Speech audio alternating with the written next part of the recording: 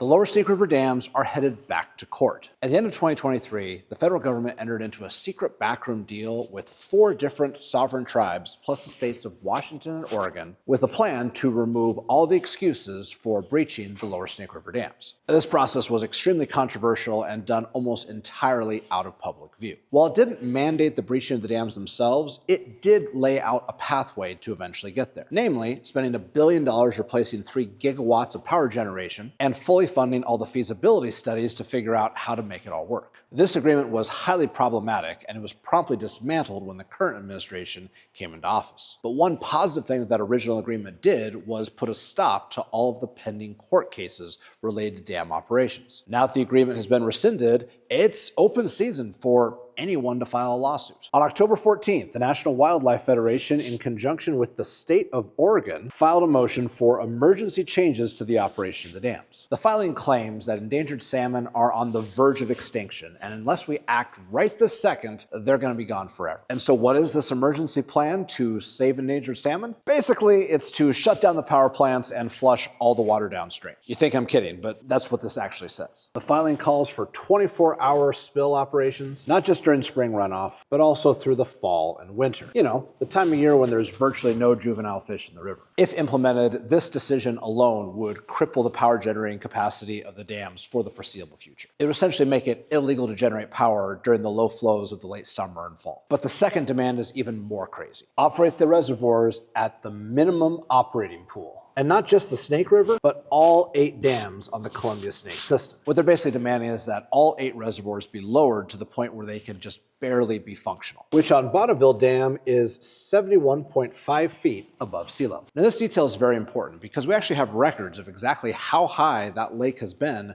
over the last 70 years. This graph shows 20 years of fluctuations of the river behind Bonneville Dam.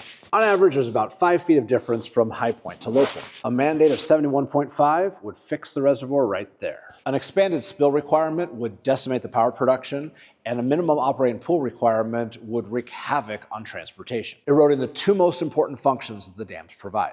Meanwhile, what would all this accomplish for the fish? Honestly, not much. The logic is that by lowering the river, you are shortening the slackwater reservoirs and making it easier for outbound juveniles. The problem is that each dam's slackwater reservoir bumps into the dam upstream, which means that with minimum operating pool, you would only actually be shortening 1 out of the 8 reservoirs. And even then, only by about half a mile. It really wouldn't make much of a difference. But what it will accomplish is make the dams look really bad on paper, further justifying the call for demolition. Those on the other side of the argument have until December 15th to file a rebuttal.